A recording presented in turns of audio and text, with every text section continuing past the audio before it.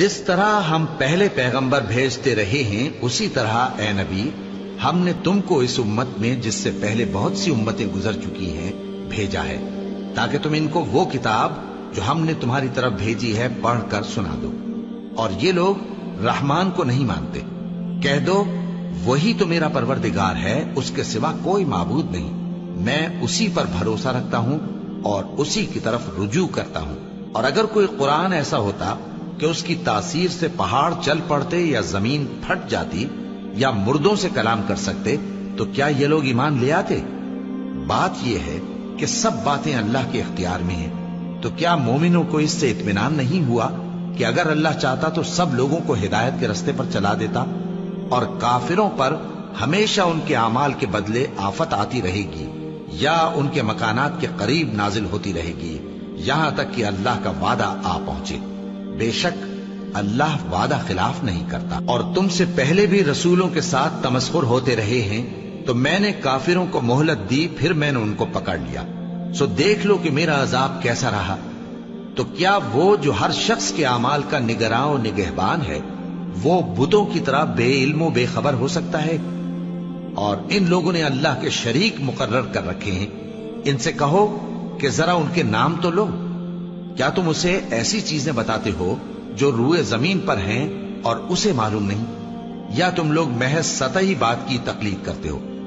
असल ये है कि काफिरों को उनके फरेब खूबसूरत मालूम होते हैं और वो हिदायत के रास्ते से रोक लिए गए हैं। और जिसे अल्लाह गुमराह रहने दे उसे कोई हिदायत करने वाला नहीं। उनको दुनिया की जिंदगी में भी अजाब है और आखिरत का अजाब तो बहुत ही सख्त है।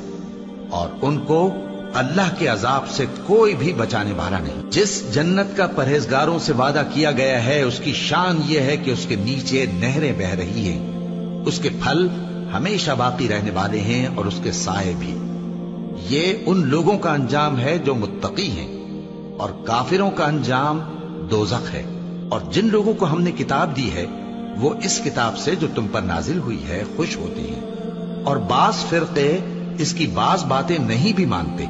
कह दो कि मुझको यही हुक्म हुआ है कि अल्लाह ही की इबादत करूं और उसके साथ किसी को शरीक न बनाऊं। मैं उसी की तरफ बुलाता हूं और उसी की तरफ मुझे लौटना है। और इसी तरह हमने इस कुरान को अरबी जबान का फरमान बनाकर नाजिल किया है।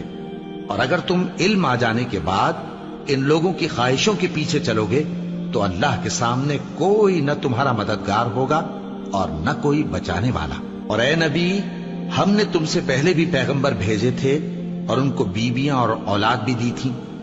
और किसी पैगंबर के इख्तियार की बात न थी कि अल्लाह के हुक्म के बगैर कोई निशानी ले आता। हर हुक्म कज़ा किताब में लिखा हुआ है।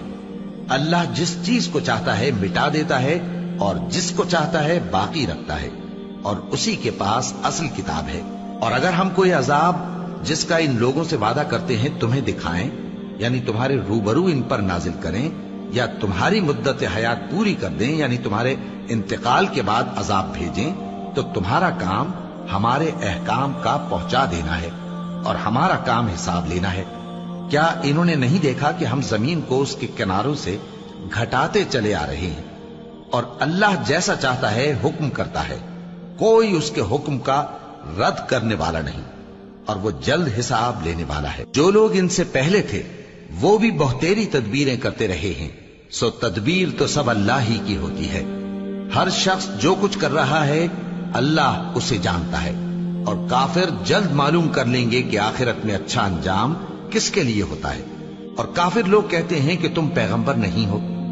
कह दो कि मेरे और तुम्हारे दरमियान अल्लाह और वो शख्स जिसके पास किताब आसमानी का इल्म है बतौर गवाह काफी है।